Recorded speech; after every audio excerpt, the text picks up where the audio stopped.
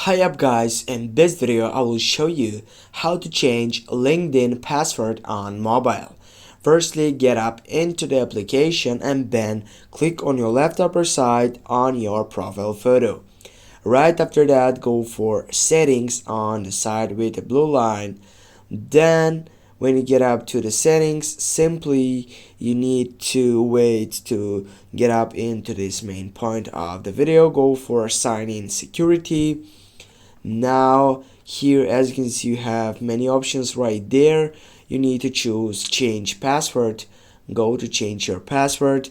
Here you can just put your current password, then you need to put your new password, and again to repeat your new password to get sure that your security system is on full track.